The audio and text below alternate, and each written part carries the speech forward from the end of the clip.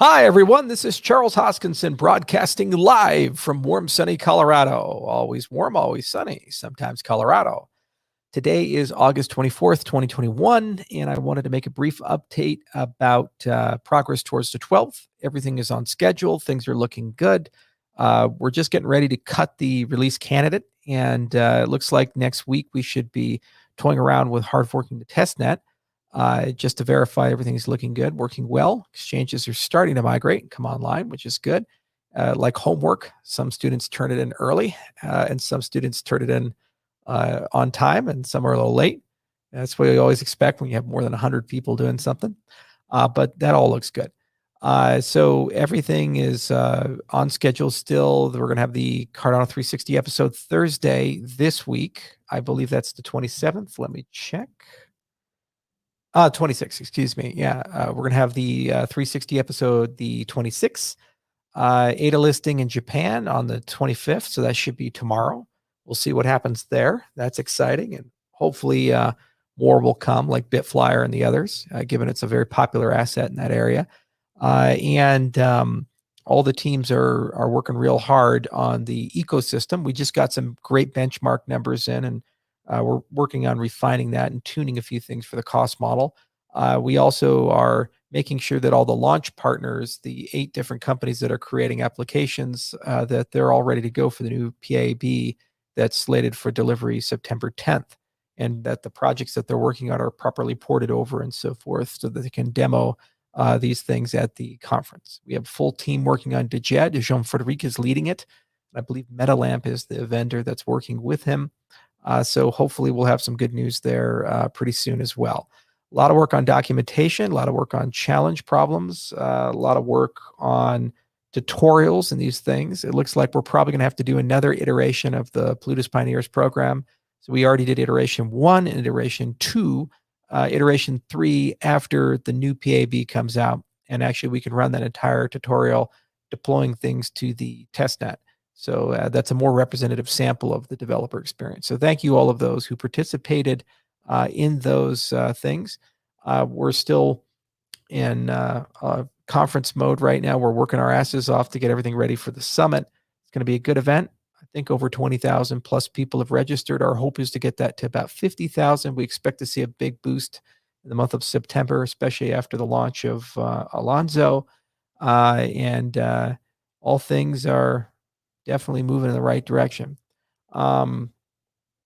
We're trying to clean up and finish off some things with some overdue stuff. Last year, you guys may have remembered that we did an audit with QuantStamp for the code, and they found a few things here and there. We remediated and fixed all those things, but it took quite a bit of time because the way that the code was being developed in our delivery schedule to completely remediate it. And by the time we had finished the remediations, the audit team that QuantStamp had was no longer available. They told us that team would not be available until August of this year. We said, sure, okay. We called and asked for them to finish the verification that the audit has been cleared. And they told us that we'd need a new engagement, and that would be a 6-figure engagement to do that because of the time between the first audit and the second audit, which we felt was not fair, given that we'd already paid for the original scope of work and the remediation was in that scope of work. So what we're going to do is probably use another vendor. We're looking at Kudelski at the moment to finish off the verification that we corrected the issues in the original audit report and release those two as a package. And we're working with the foundation right now to see that through. So that's, I promised you guys a few months ago on an AMA that I'd look into why the QuantStamp report didn't come out. And it just is the nature of this game and the volume of work auditors have. And there's a cost benefit for these relationships, and it is what it is.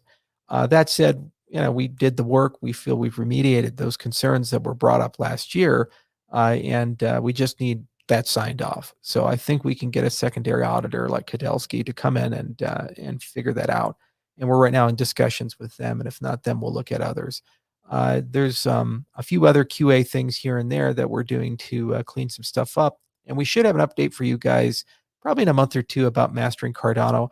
I'm going to see if I can get Jim Caldwell, who is the author of Mastering Cardano, to present on it and discuss the things learned and where he's going and publication dates.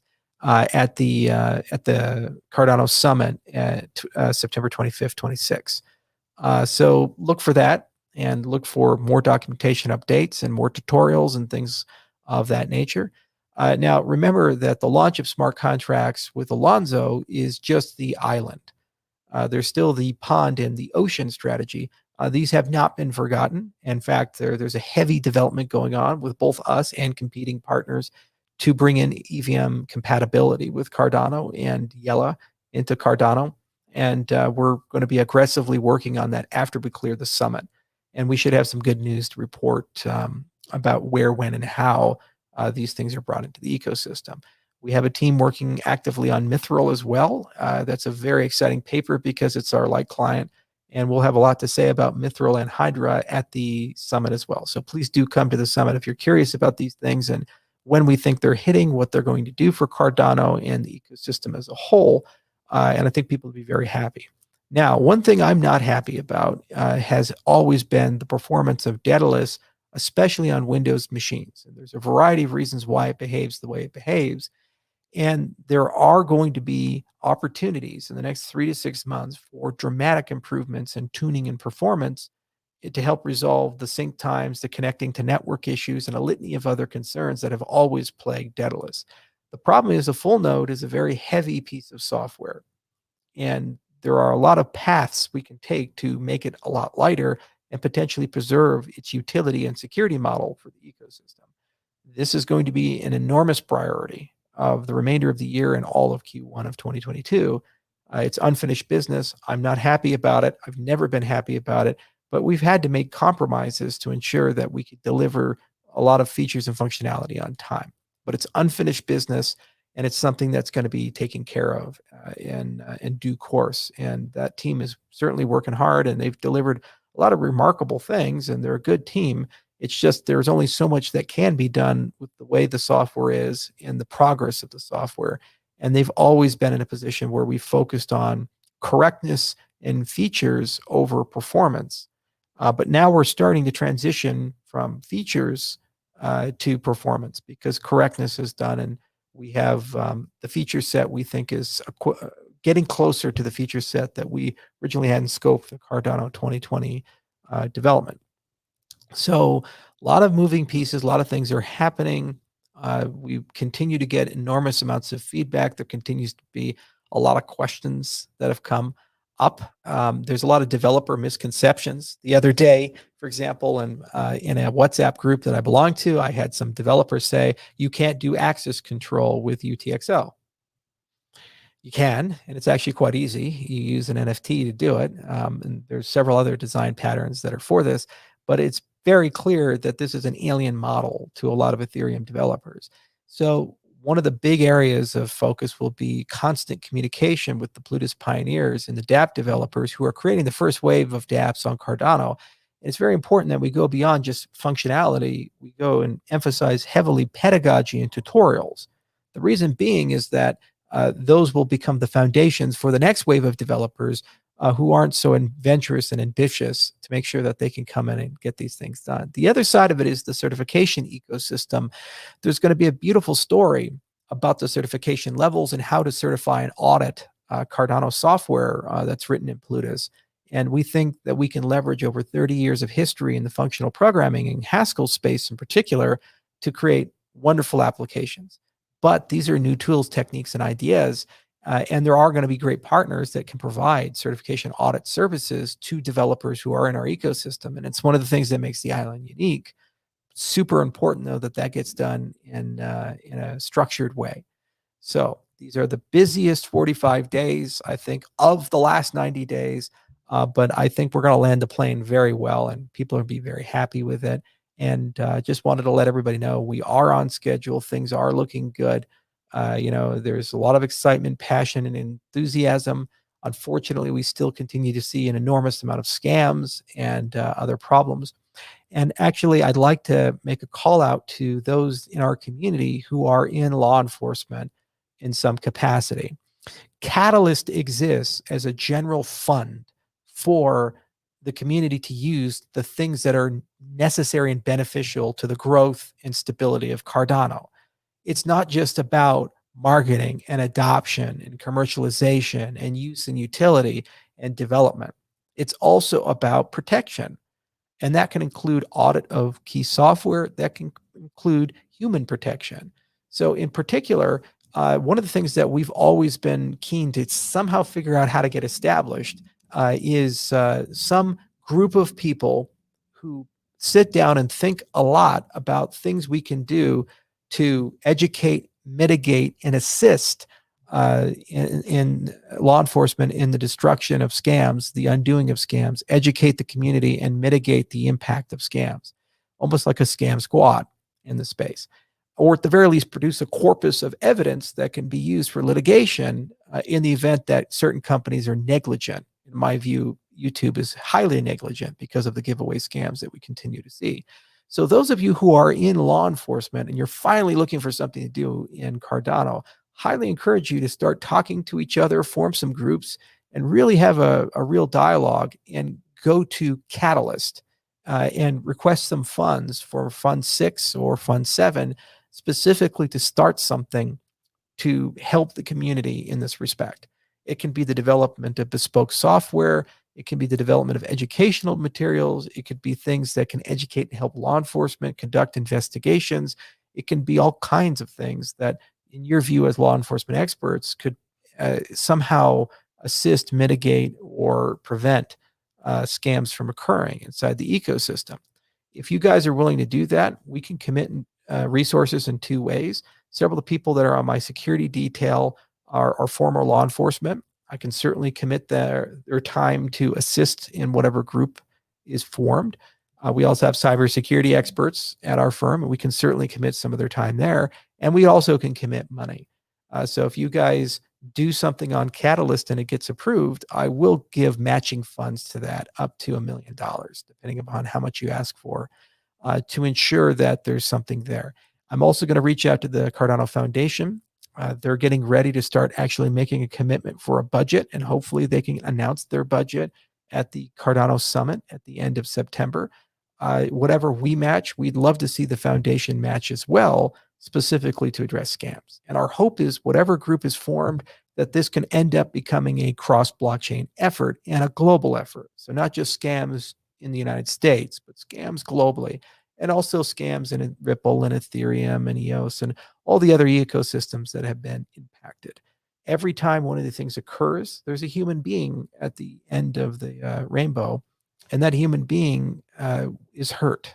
They lose money, they lose faith and confidence, and they end up developing a very negative view of not just Cardano, but of the entire cryptocurrency ecosystem, and would support measures that are perhaps not in the best interest of the growth of the ecosystem.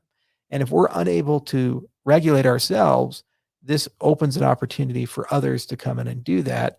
And they're probably not going to do it in a way that's conducive to innovation and growth. So it's a super important thing that we as an industry solve this. And we have plenty of people who are in law enforcement, who are holders of ADA, who are committed to the ecosystem and love this. I think you guys can get this done one way or the other, and we're here to support. It's not my area of expertise, and there's only so much we can do as a software developer. For example, we have had some discussions about potentially a beginner mode in our wallet software at some point that includes warnings and other special things to inform people that certain things are not real. It's pretty onerous to do this and translate this, but that's the level we're at because of the damage that continues to be done. And unfortunately, if you trust people to be their own bank and be in control of their own money, you're also accepting the reality that some of those people will not be so wise with it, no matter how much you warn them or inform them or what end user license agreement they sign and so forth. That's just the nature of humans. You let people drive. Some people drive drunk. Whatever freedom you give a person, there's going to be some small group of people who can't really handle that responsibly for whatever reason. And unfortunately, that's the nature of cryptocurrencies. You have tremendous freedom, but also responsibility with that. We as an ecosystem can do better to create tools and mitigations and education and try very hard to increase the level of cost of conducting a scam and the likeliness of being caught, which reduces the set of people who are willing to do that. But we can never get that number to zero. You can never stop the evils of human nature. It's always going to happen if there's an opportunity. Big progress on the NFT side, continue to go away. I've gotten more than 100 emails about this lobster, so I'll forward all of them to my assistant, and we'll begin the process of going through all of you who have sent me an email under lobster art. Appreciate that, and we'll start working on that graphic novel. It's going to be a lot of fun there. And hopefully we'll have some form of output available by the summit. That'd be a lot of fun. And then, of course, we'll continue working on that throughout the year. And once we have a backstory, we can NFT the lobster, and it'll be a real fun thing to do. A lot more to say, but I'll leave it for the Cardano 360 episode at the end of the month. That'll be Thursday, the 26th. Nigel will be there. The rest of the gang will be there. They'll give you guys a lot of clarity about what's going on. We won't have a 360 episode at the end of September because that's the summit. It's going to be 360 on steroids in that respect. Huge, huge event. A lot of people going, a lot of great presentations being prepared, a lot of research being done. I think people are going to be very happy about this ecosystem. It's really an amazing thing. As it all comes together, even though there's a huge amount of work to integrate and pull it together, the basic ideas that we came up with in 2015 continue to remain relevant. And there's a great, beautiful upgrade path with the Hard Fork Combinator to allow us to continually upgrade things. We're going to do, I believe, 3 Hard Fork Combinator events this year. It looks like we'll do one more before the end of the year. We call that Babbage, and that's probably where Genesis and peer-to-peer and other things will weasel their way in, alongside some optimizations and improvements to Plutus after you've had a chance to play around with it with partners for a few months. But those all went off without a hitch. And next year, there'll probably be just as many and increasingly larger amount of community control every step of the way. And so it's pretty remarkable to see that. And it's also remarkable to see a direct line of sight to the island, the ocean, the pond strategy that we have. And so all these naysayers who say, well, no one will ever migrate because they can't learn X, Y, and Z will say, well, just use your same code. It'll run just better, faster, and cheaper. So that's great. That really is. And it's fun to see how you guys, the community, continue to grow and innovate and prosper.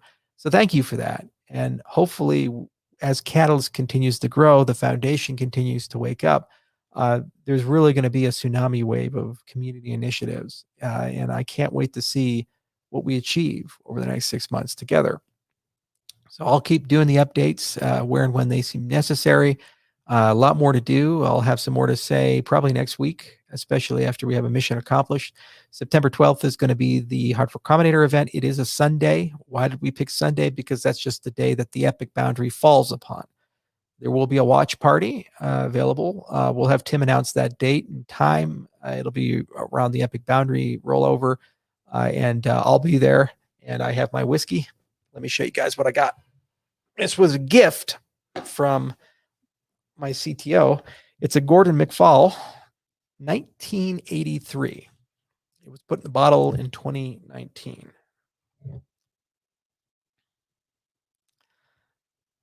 So people ask me what whiskey we have to celebrate. I have that.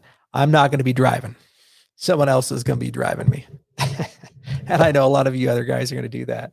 It'll be a great moment, a great event. And then next day, it'll be business as usual for us. And Monday, as we move our way towards having that done. Okay. Well, anyway, thank you all for listening. I have to go to a lunch meeting now. I will see you guys soon. Check out the Cardano 360 episode on Thursday, and smooth sailing, smooth water ahead.